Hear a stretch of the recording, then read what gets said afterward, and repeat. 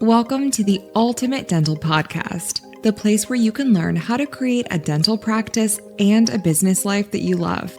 Listen in with Dr. David Moffet as he interviews successful entrepreneurs and successful business people and successful dentists as they share their business successes, their stories, and their breakthrough ideas, sharing pearls of wisdom that you can take back to your practice and implement immediately so that you can have that great practice with more patients, higher profits, and less stress. This is the podcast where great dental practices meet with successful business processes. Thanks for tuning in to the Ultimate Dental Podcast, the podcast where thought leaders, industry experts, and thriving practice owners reveal their very best tips, tools, and strategies that will help you grow your dental practice faster. Now, here's your host, Dr. David Moffet.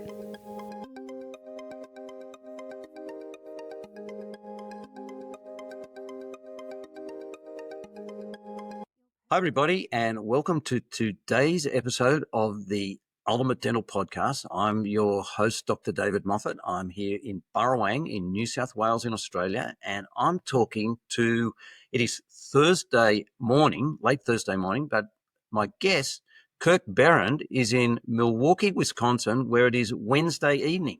Kirk, it's been a while since we've spoken. I've been a guest on your podcast, and we've met in person at in Miami, and I saw you talk for the Meadows as well. I swear I saw you talk for them in Vegas even before that.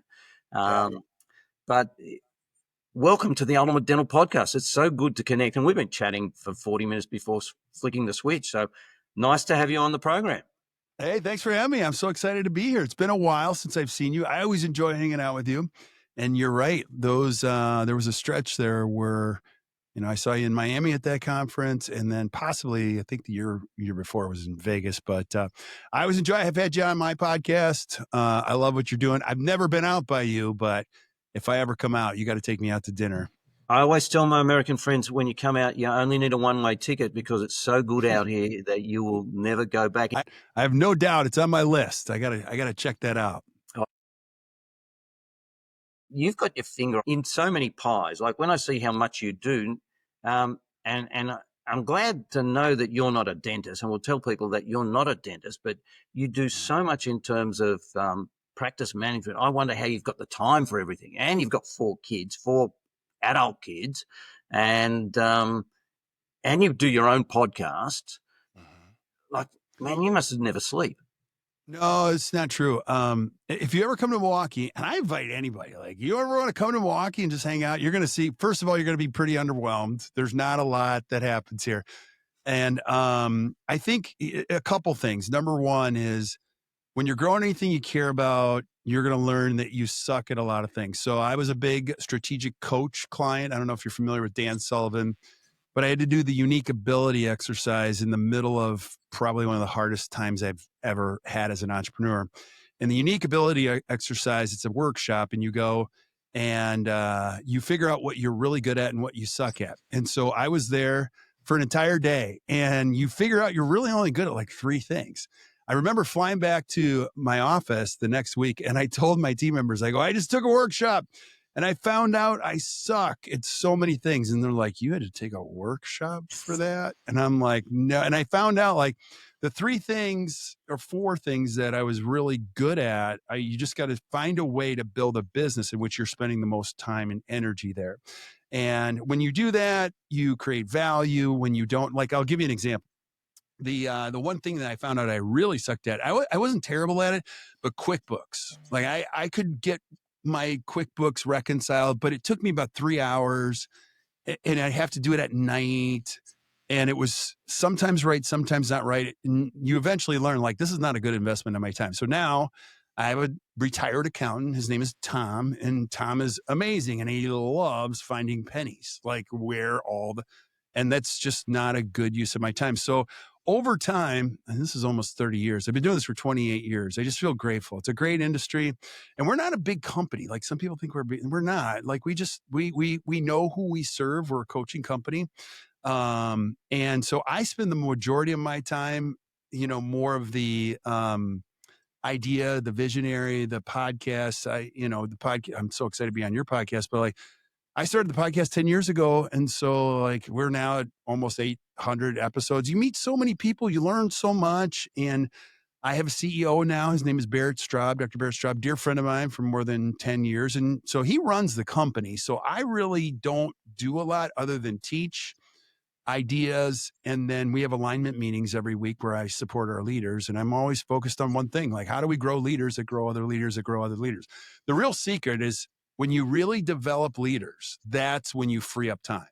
When you're not so concerned about doing it yourself, now my game at the age of 54 is like, I just got to grow leaders. Every time I grow a leader that grows another leader, they do so much more. You watch an individual grow, you watch an organization grow, and it allows me to be who I want to be. I come in and go, hey, what's going on? How you doing? How's your dog? Like all that kind of stuff. So, on the outside, it looks like we're doing a lot, but like, I don't know. It's one of those things. And trust me, like I'm not here to say, oh, I have the perfect business. We are trying to figure things out all the time. But in the end, I think the lesson is figure out what you're good at, spend your time doing that, and then surround yourself with people that are good at the things that you're not good at. Would you agree with that? Absolutely. And, and also you said have fun along the way. And it's really, really important to value your time. And trouble with you only coach dentists, or do you coach other? We only coach dentists, yeah. Yeah. So dentists are really good micromanagers. Do you find that? Yes and no. Some of them, I think they've been stereotyped that they're micromanagers. They like details, that's for sure. But I wouldn't necessarily call them micromanagers. Some of them don't know anything that's going on. So I don't know if you call that micromanaging. I think everybody comes to us in a different place. Dentistry is an awesomely noble profession. And our niche is we don't coach practices that are broken. Most of the dental practices we coach are actually pretty good. They've been to Pankey, Dawson, Coyce, Spear, Seattle Study Club. I was fortunate enough to be part of the Seattle Study Club for a long time. Michael Cohen, and those people, just amazing people. And so as it's not so much a secret is when you're hanging around with the same people that have the same values and care about the same things that you care about, what you promote is, it's not very hard. Like people are like, oh, we're talking the same language. And so the whole micromanagement thing, I'll go back to that, is people come to us with specific needs. They're usually three things. They either have a people concern, it's a time concern, or it's a money concern. I don't deal with the technical pieces of it, but if you're a dentist listening to this, I mean, your three biggest stresses are usually it's a time issue, it's a money issue, it's a people issue.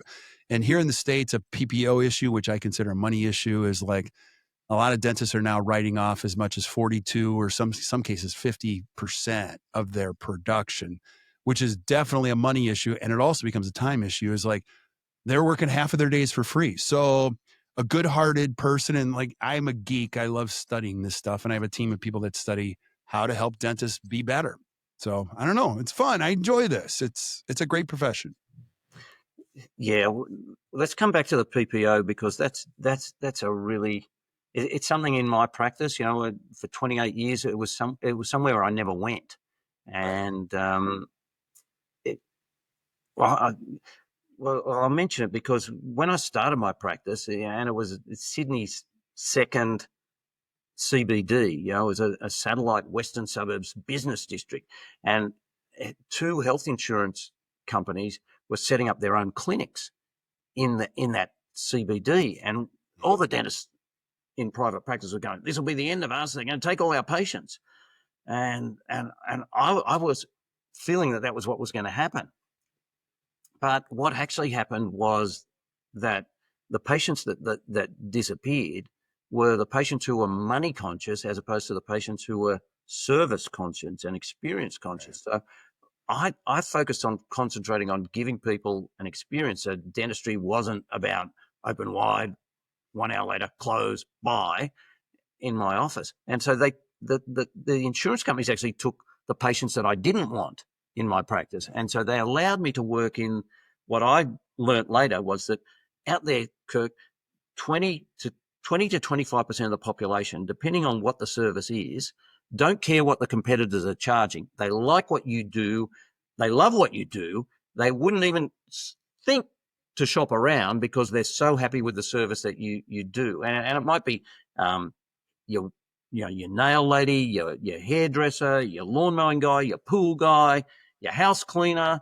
You ever ask somebody who does their gardens and they go, "Oh, not going to tell you because my guy's only got a certain amount of time and you might steal him." Right. And yet the guy who doesn't mind paying for a nice garden might nickel and dime you on the dentistry.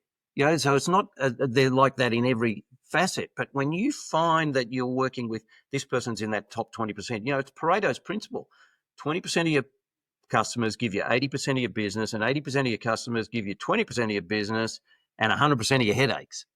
Right. So you just got to find those people in that top 20% and say, "Oh, there's a top 20%. We got to hang on to them. Whatever we're doing for them, we got to do for everybody else." So that was really good. So I never had to worry about what everybody else charged. And it was back in the time when inflation was running at like 10%. So every year I put my prices up 10% because if you don't, you're going backwards. You're giving yourself a 10% pay cut if you don't put your prices up to match inflation. Yeah. And so what happened was over a 7-year period, all of a sudden my prices were double what my neighbours were charging. And I didn't know what they were charging until some patient said, I can go next door and get fillings for half the price. And I said to the patient, I said, "Bob, you're a businessman. Look at me. We're busy here. What do you want me to do? Drop my prices in half and work even harder? What am I going to do? Who's going to do that? We do that in business. It's working for us." Yeah. So yeah, I think I love this stuff. I could talk for hours on this, but like in the dental industry, we've made it too complicated. It just really is. And it's easy to say, well, PPOs are ruining everything. Whatever you focus on grows. So if you're reading Facebook every day and like how PPOs, it's just going to feed your brain. Here's the math. In any dental practice, if you're a solo provider, you only need 1,500 patients. That's really it. The better you are, the less you need. And your job, if you're 30 years into this or 40 years, is just find the right 12 or 1,500 patients. The average full-time hygienist can only see 750 patients in a year. So like the math lines up. You have 2 full-time hygienists and 1,500 patients and your annual patient value is high. You can make a lot of money. The real issue isn't PPOs. The real issue is how many of your patients pay your full fee. And if the issue is, well, not many, you haven't created enough value. And so it is what it is, and I'm not here to damn PPOs, or maybe I am. I don't know. Like dentists are like, I want to get away from PPOs. Well, PPOs aren't the issue. Number one, you got to start valuing what you do. I believe that money spent on dentistry is one of the best investments a human being can make, period.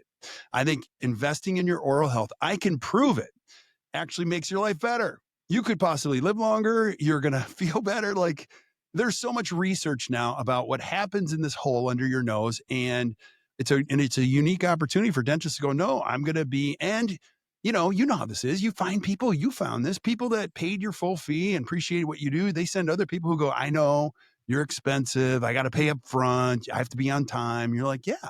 And you train people how to behave in your business.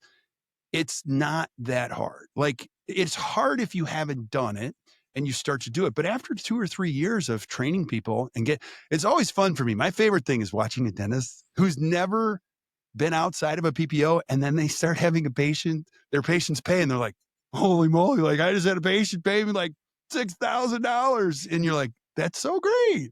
And then later it has nothing to do with the money. It's the fact that they're really leaning into, I'm going to help you. We're going to put the fee over here, but I'm going to focus on you first. And I've got an entire team that's very well trained on how to create value. I'm a big fan of verbal skills. I think verbal skills matter. When you can train a team to be the best, and I do mean the best at verbal skills, now you are significantly creating value for human beings, and it makes the process easier. So it's interesting because dentistry is a really weird business where people can come and work for you and do what they did at another place and think that that's okay. You can't go to the Ritz-Carlton and use the the Marriott skills that you had, like some of them might be okay, but at the Ritz-Carlton, they do things in a different way. And they do that because that works at the Ritz-Carlton and the customers expect that from the Ritz-Carlton. And so dentistry, it's the same for non-clinical staff, but even worse for clinical staff. A dentist will come and work, you go, well, I do things differently. And they underdiagnose, underpresent, they send pathology back out into the marketplace to become a disaster when it suits the pathology to blow up instead of fixing it. And you're right about the oral systemic link. Even more than ever, the mouth is not a separate thing that you just plug in and it stays separate. The blood that pumps through your gums is the same blood that pumps through your heart and your lungs and your liver and your kidney. And if it's infected in your gums and you're bleeding, then guess what? It's not doing the inside of your body any good either. Let alone the pathogens that, the stuff I'm hearing now, the pathogens from P. gingivalis, the toxins from that can pass through the blood-brain barrier. Say that after a few beers. Blood-brain barrier. And the build-up in those can cause those plaques that they're seeing now as precursors to Alzheimer's. And the trouble is when the plaques are visible in your brain, it's too late. The pathology has already happened. So we've got to look at this as being part of the health. One of the things I want to sneak this in before I forget it. When we were talking about our children, when my son was 3 years old, my wife said he's not a naughty boy. He just does naughty things.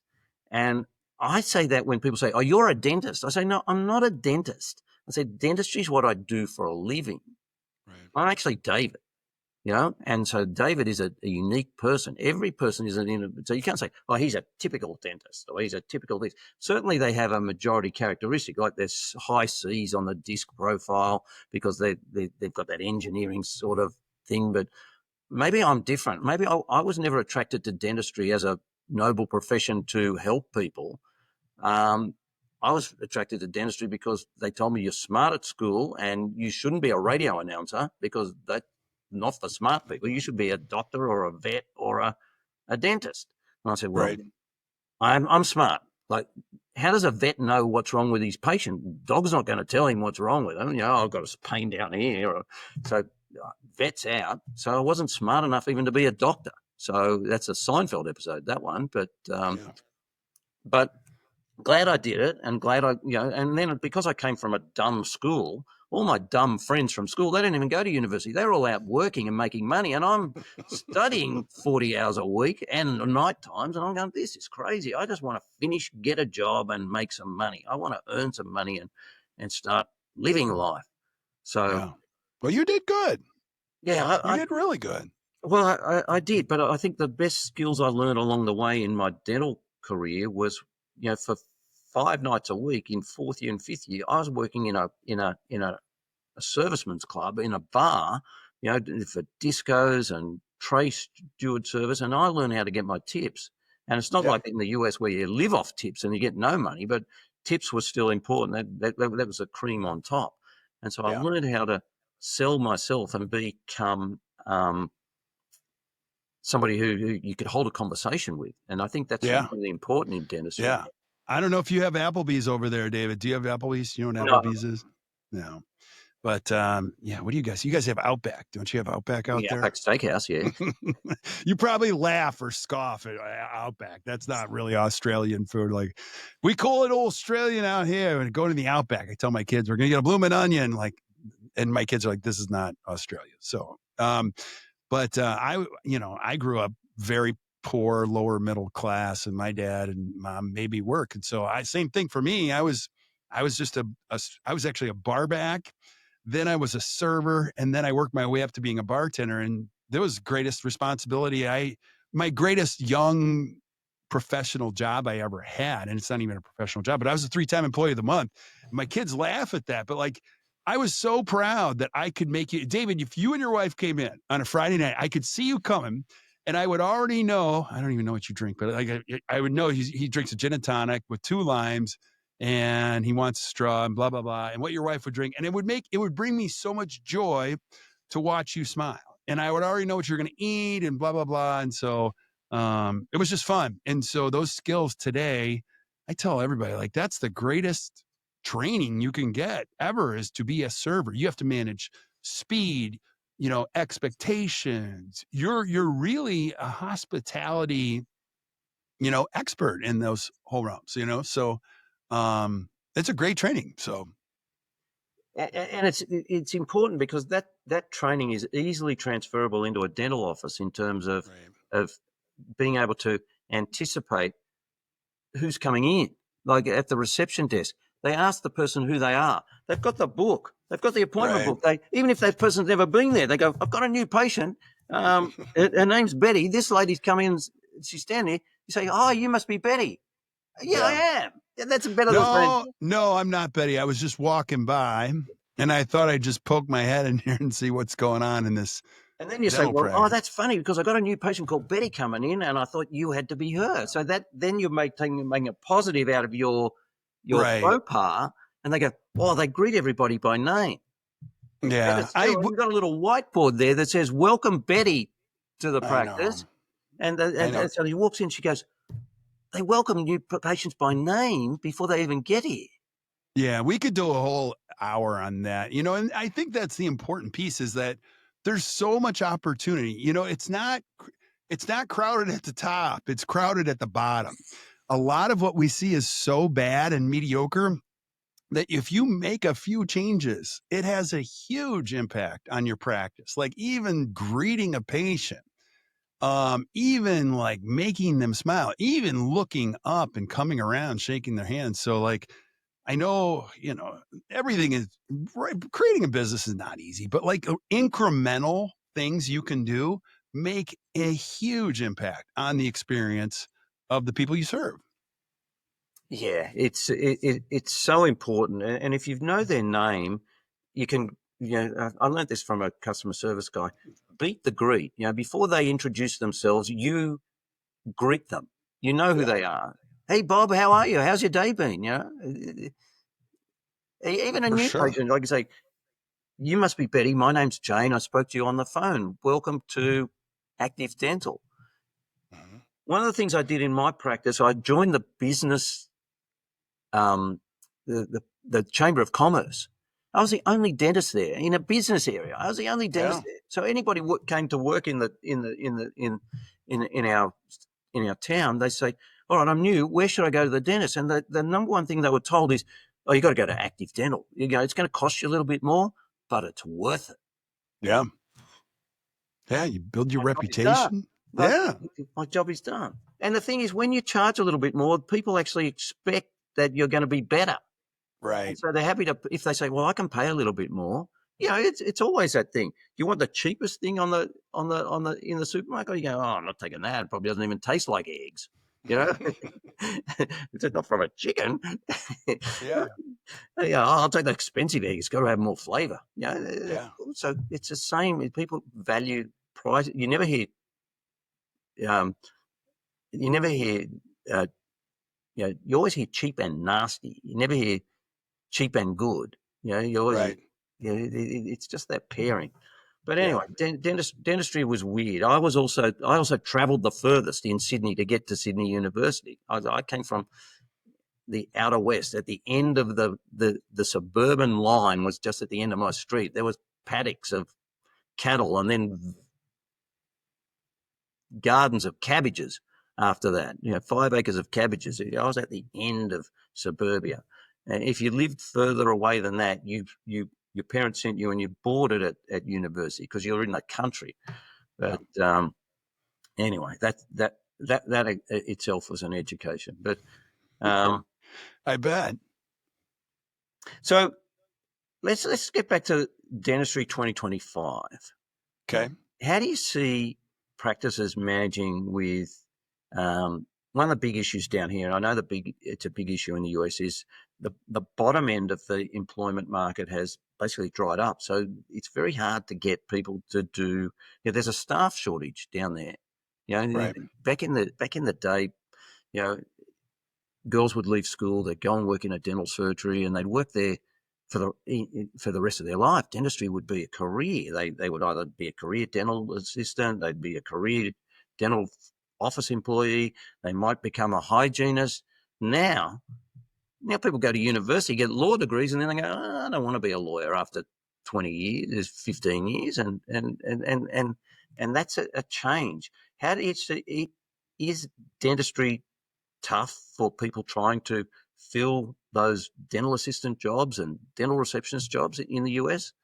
Yeah, no question. I mean, recent survey from the ADA health policy says more than 60% of dentists, their number one challenge for the rest of their careers will be finding, keeping, attracting, retaining great team members. But I would say this, David, dentistry, I don't know how to say this.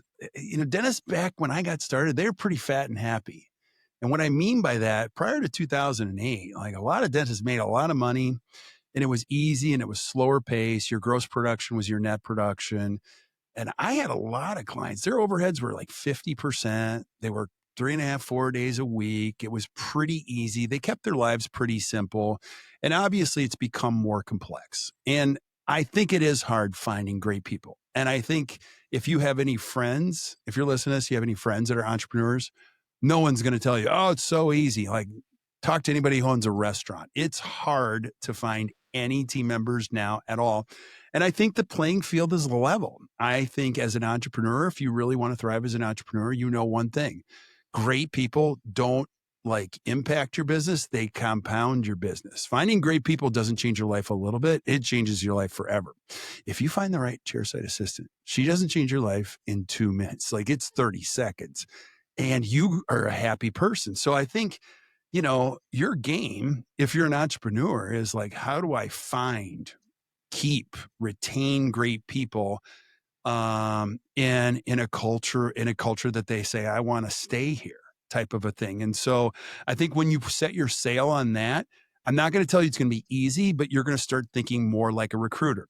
So I think it's not like, oh, I'm going to put an ad out there right now on Indeed in the United States. If you're a dentist, you can post an Indeed ad. And if I'm looking for a job, I can copy your Indeed ad. I can paste it into ChatGPT and I can say, write me the perfect resume to get this job. Oh, add a cover letter. Oh, add this. You're going to read this and you're going to go, hired. I don't know who this person is, but hired. It's like everything I want.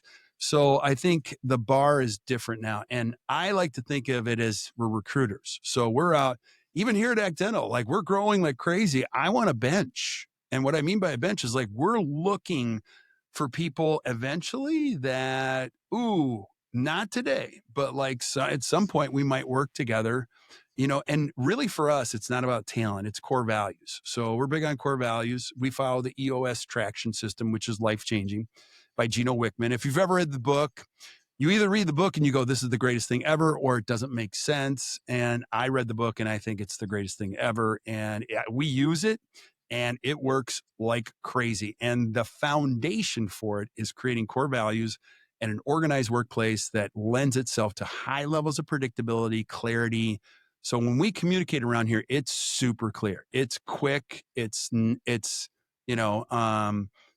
so I think when you find the right core values fit, people see it differently. So I don't know. It is what it is. It is a challenge. And I think at the end of the day, let me summarize what I said. Your business and you as an entrepreneur have to be so attractive that people say, I want to work for you. David, you know how you find great people? You don't. They find you somehow, not perfectly, but somehow, some way they go, I got to work for you. Someday we're going to work together. Do you know what I mean? And that's why, I don't know, I could go on a riff about this, but people put on social media all their cases, all the dentistry. They stop doing that. Start posting videos of you having fun with your team and let me see their eyes. Are they really having fun? Because your greatest asset is not your building. It's not your dentistry. It's not your facility. It's not your skills. It's the people that you employ.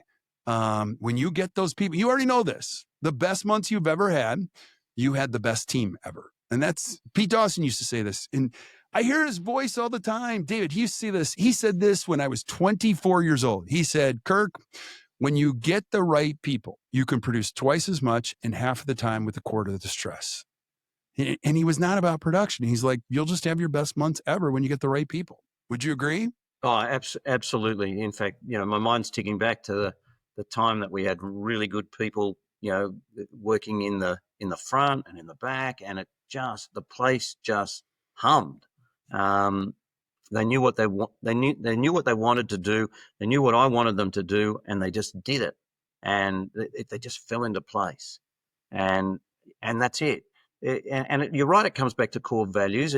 You've got to have a clear vision of what you want, and you've got to be able to tell people what that vision is. And then you've got to look for people who share those values, and then you start training them in the how-tos if they don't know that, because you can find somebody with those values. And I still pride myself on 2 employees who I plucked from other careers and said, you will be ideal in dental. And one of them's still in dental as a sales rep, even like 35 years on. Dental became her career. And she was kind of a wayward, McDonald's and part-time jobs. And I said, you've just got the personality to do well in dental, and still there. So, and sometimes I stumble across a Facebook chat with some ex-staff of mine have picked up on one of my posts, and they were saying, oh yeah, he changed how I behaved, because he just got me thinking, this is how I'm behaving is not going to give the best results I want. So it's good to go back to those values, because you're right. The biggest problem you'll find employers in dentistry, I think, is where they find somebody and they try and see how that person can fit in, and all of a sudden they're trying to put square pegs in round holes, and they got multiple people. Oh, this person can only work Tuesdays, and this person can only work Fridays, and sometimes you've got to just And you use the word micromanage. I mean, again, this is a whole tangent, but it's true. When you find somebody that's the right core values and they're the right seat, you don't manage them at all. As a manager, you don't really think about them very much. And I'm saying that in a good way. You spend all of your time, your brain space is completely occupied, not by your great employees. It's by the 1 or 2 who aren't the fit. And they occupy 50 to 80% of your brain space. And that's just not right.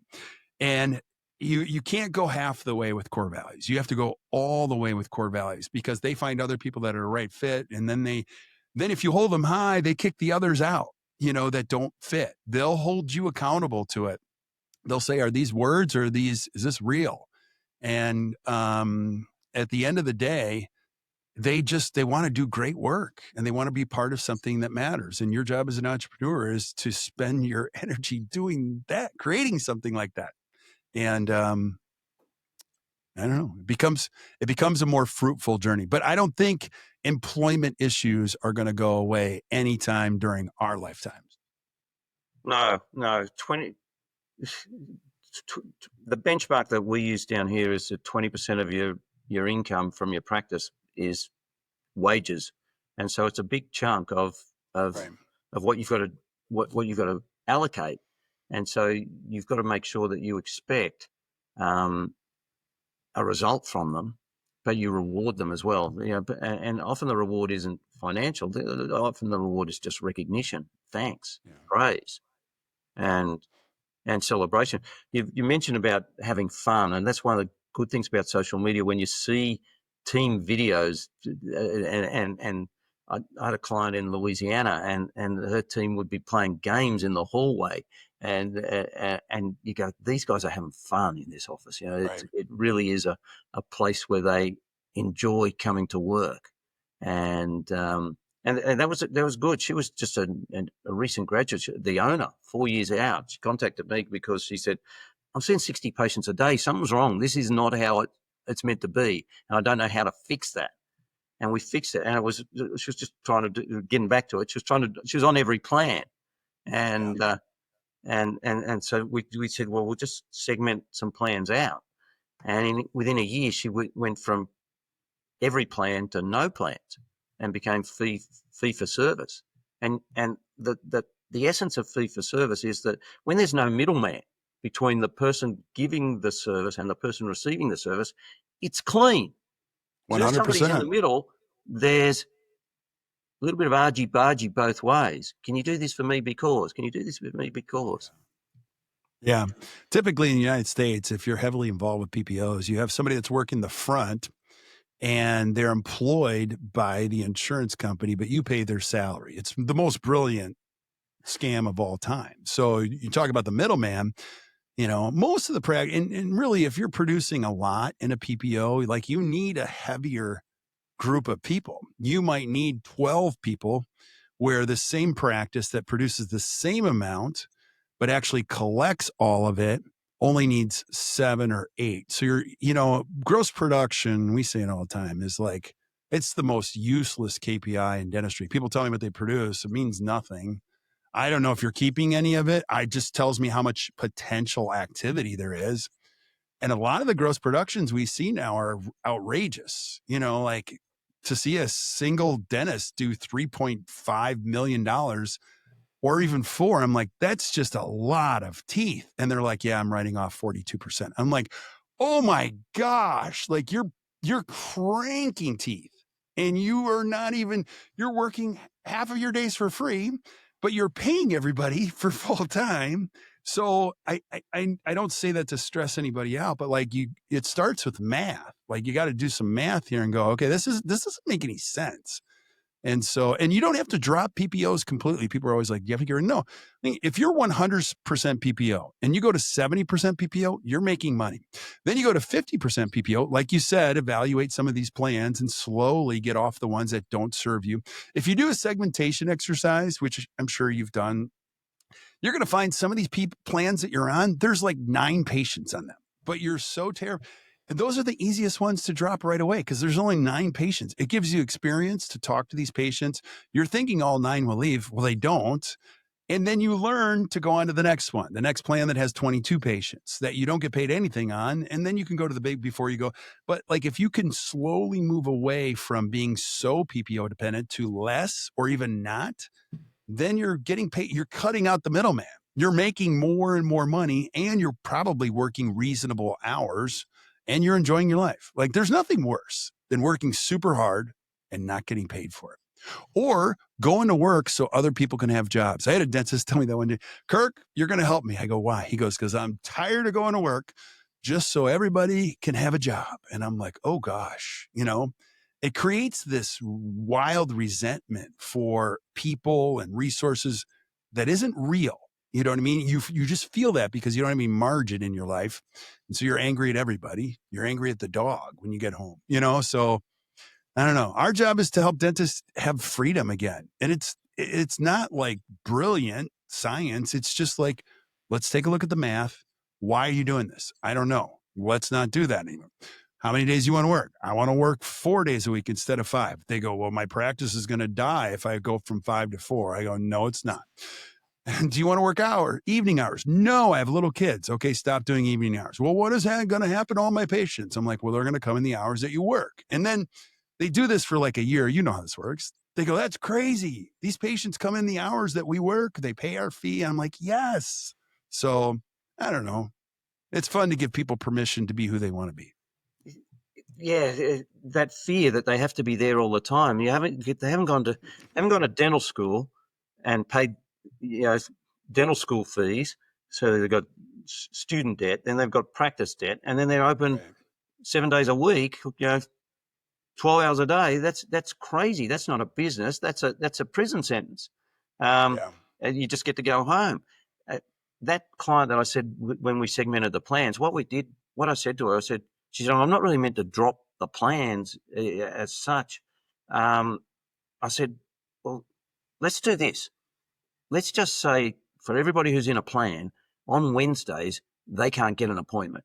We're going to turn Wednesday into a plan-free day. So she said, all right, so I haven't got anything for you on Wednesday. You got to come Monday, Tuesday, Thursday, Friday.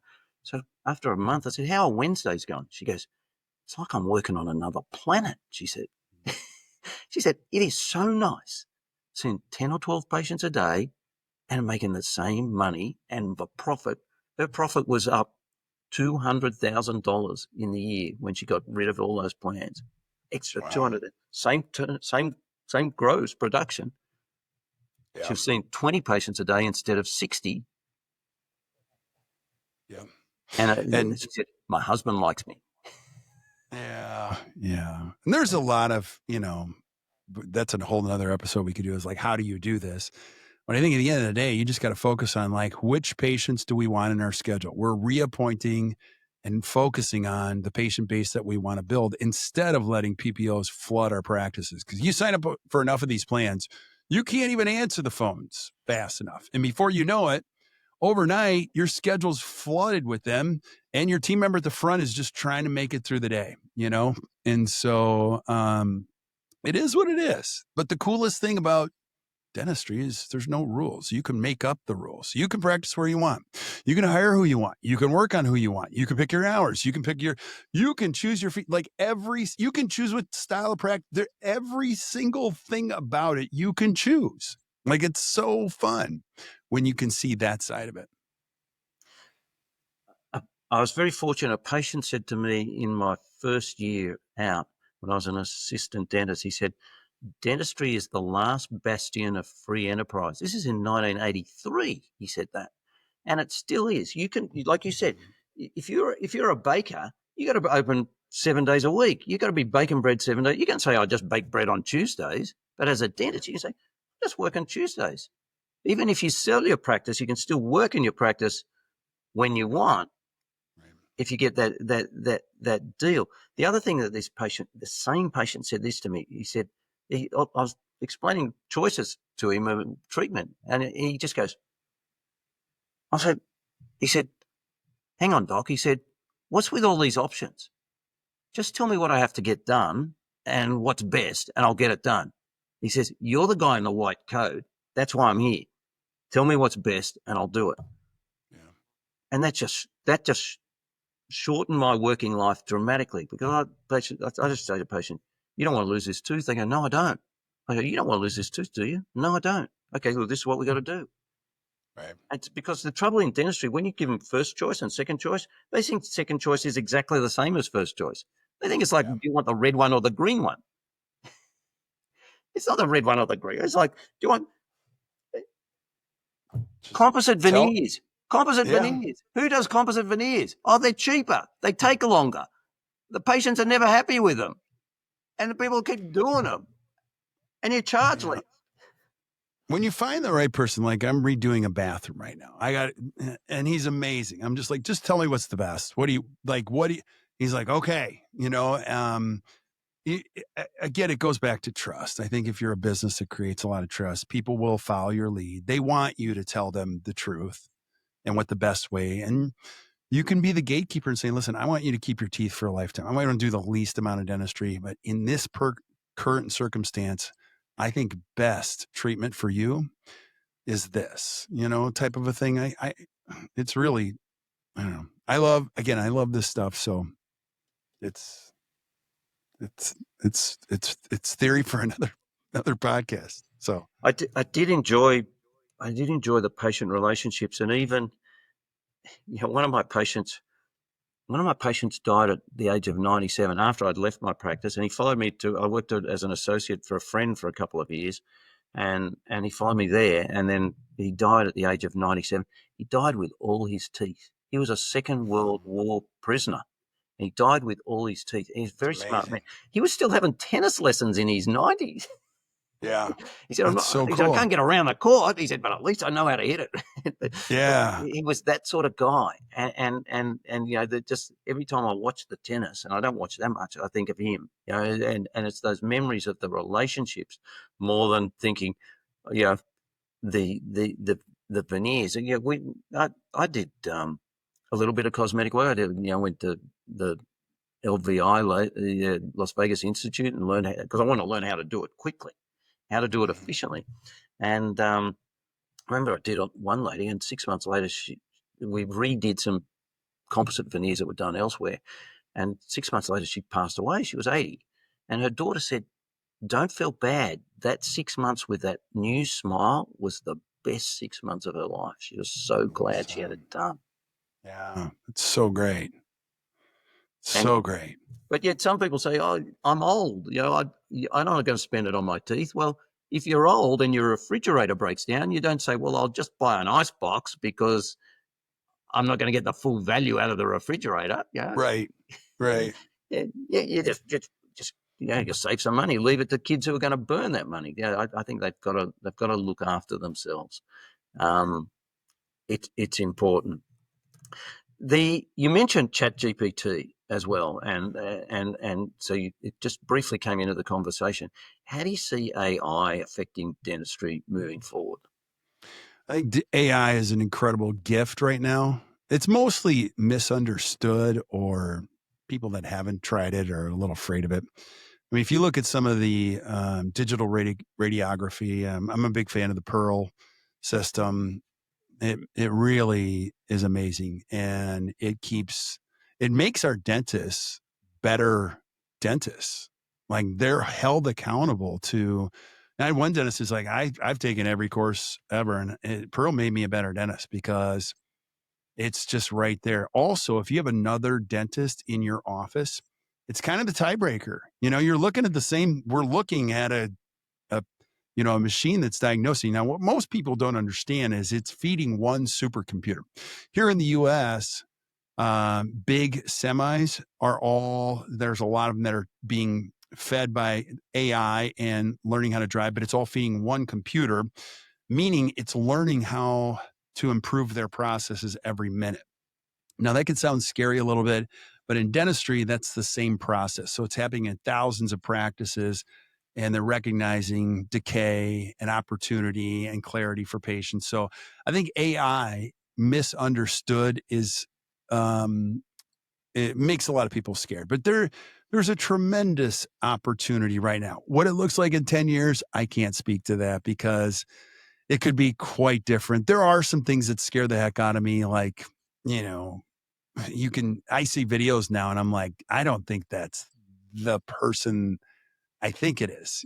People have generated AI avatars of themselves, and they've plugged them in their website. Hey, I'm Kirk. Welcome to my website. Ask me a question. I'm like, oh gosh, this is getting weird. I think used correctly, used productively in a helpful way, it's amazing. On the other side of it, I can't speak to where it's going to go. I'm old.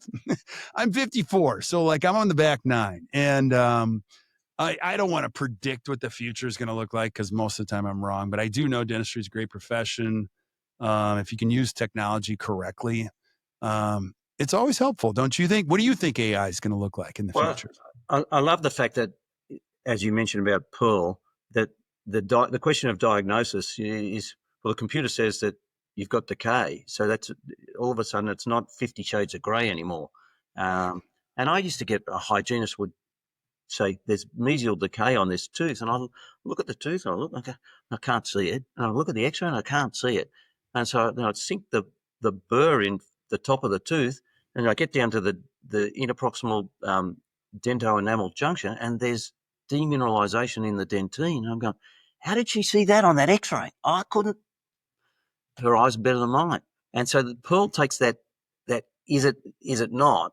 Because the first time a dentist says it's not, the dentist will go years before they finally say, oh, it's time for me to do that. And of course, there's massive destruction.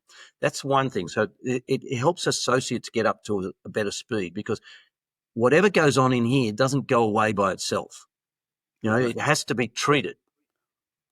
Pockets don't just regrow. Decay doesn't disappear yet.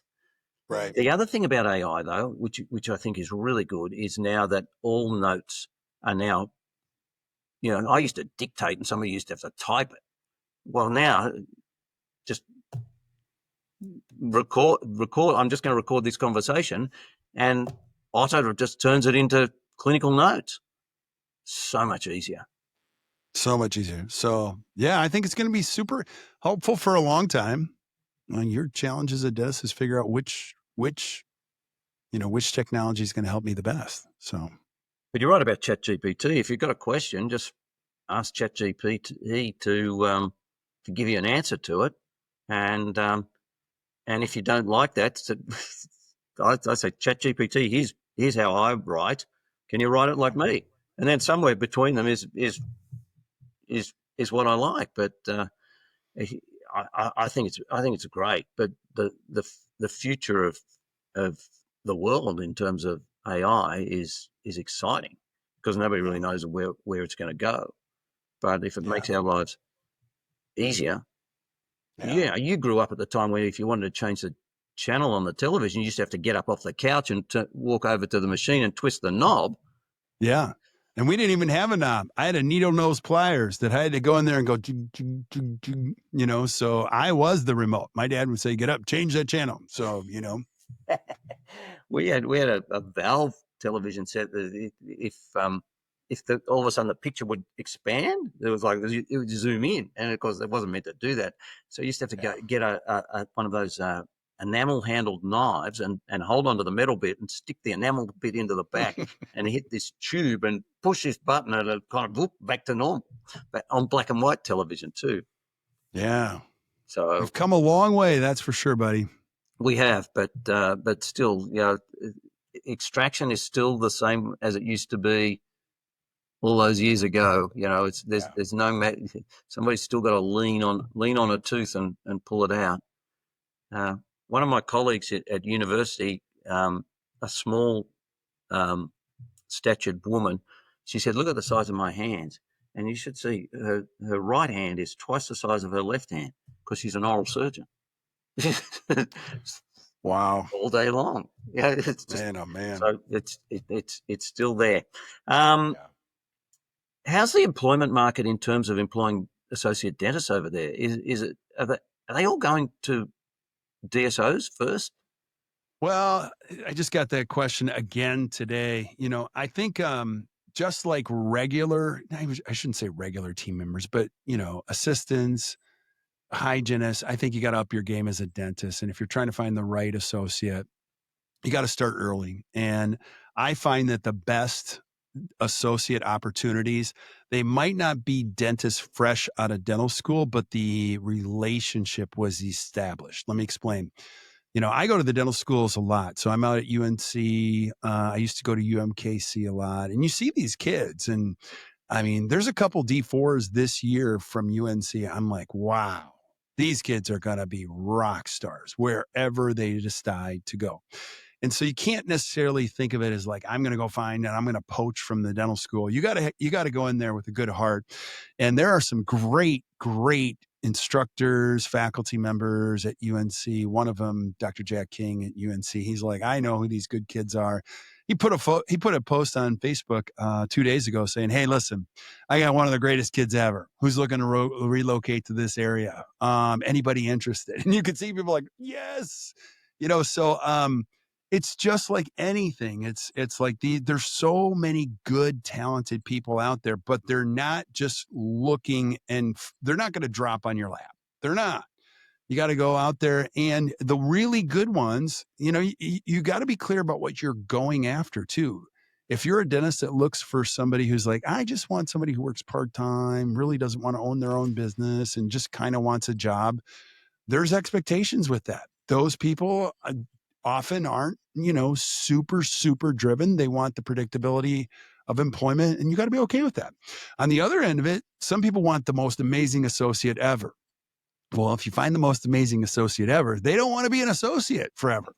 They want to be an owner.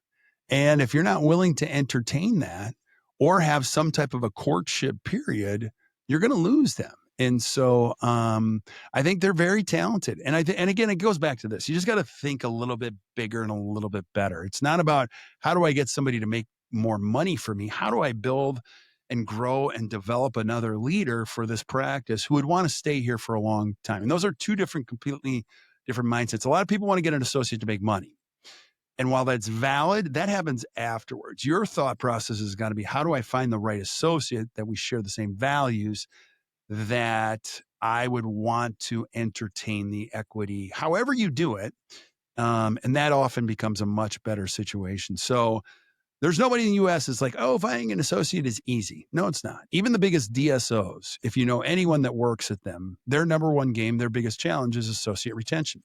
Now, what's different over here is that the DSOs have the money to flood the mailboxes of the younger dentists. So some of the younger dentists that are in dental school don't even know private practice is an option, because every day they go to the mailbox, there's this much marketing material about become a part of our DSO. We'll pay off your debt. Like, you want dentistry to be easy? Here's a marketing message, David. Are you a dental student? Yes. Do you have a lot of debt? Yes. Would you like to make money fresh out of school? Yes. Would you like health benefits? Yes. Like, who's going to say no to that? You know what I mean? Like, you're pointing to all my pain, like right there. And so, do you have kids? Yes. Like, we've got the program for you. If you join XYZ, blah, blah. So that's the messaging. And I think if you're a private care dentist, owning your own thing, you can call all your own shots. You just have to think better. It's not as easy as it used to be. But finding the right associate, and we have many dentists that do it. They're like, man, I found the right one. But you can see they took the time and the care to do it. My problem with the whole world, and maybe this is the issue in Australia, is everybody wants the medal from the marathon and the photo, but nobody wants to do the training. You know what I mean? Everybody wants to run a marathon, get the photo and have the medal and have a great time. Well, if you've ever run a marathon, the training is the piece of it that's the most important. The cherry on top is the medal and, the photo at the end. So if you're willing to do the work and embrace it, there's no way you can fail. So. Yeah, you're right. A lot of them they're not willing to do the work. It's that's the problem. Yeah, and I'm speaking to the owners, not necessarily associates. And I think the other thing too, I will say this: we got to be careful about damning the next generation. I was quick to do that, like, oh, the next generation is lazy. No, they're not. The next generation is amazing. Actually, there's a lot of really hardworking, smart, and I call them kids because obviously they're younger than me. There's some amazing human beings out there. So I think the general stereotype of the next generation, while I just did a stereotype of the hard work of everybody else, but like, I think there's a lot of incredible people out there. Your challenge is, how do we find them? Yeah, we've got to, they're out there. We've got to find them. Right. I've heard that there's a lot of people under the age of 30 who have got little side hustles of their own businesses, They do. Online businesses. Yeah. Yeah. And that's a challenge too. So if they're turning over a little bit of significant money there, why would they want a job? Well, that's where you have to create enough value that they say, hey, listen, I want to come over there, So who knows? Who knows? So, good Kirk, stuff. We're running out of time, I think. I can smell those steaks burning at your place. I think it's time to send you home. Yeah, my wife is making steak tacos tonight. So, David, I feel so, blessed, and it's so great to see you. And when you sent me the email, I'm like, absolutely, I'd love to get caught up. So thanks for having me on, buddy. I really appreciate it. Well, Kirk, it's been great chatting with you. Let's not leave it so long next time, for sure. And please, the Australian dollar's at 60 cents. It's the Pacific peso down here. You've got to come down and spend some money and do something for our economy, because you'll love it down here. Come down in our spring, your fall, or your spring, our fall. That's the best time. Not too hot, not too cold. Though everything down here is warmer than Milwaukee, I'm sure. Sure. Yeah. All right, I'm in. I'll figure out a time and we'll make it happen. So I'd love to come out there. Come on down, and you can stay at our place and experience some of the cattle and see some kangaroos. Sounds good, buddy. Kirk, I really enjoyed it. Thanks so much again for being a guest on the Ultimate Dental Podcast. Really appreciate it. Hey, pleasure's all mine. Thank you, David. Thanks, Kirk. Awesome.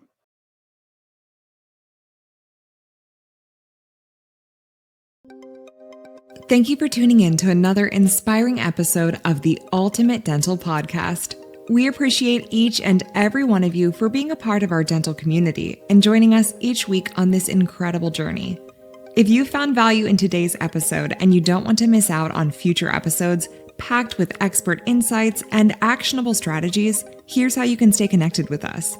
Firstly, hit that subscribe button.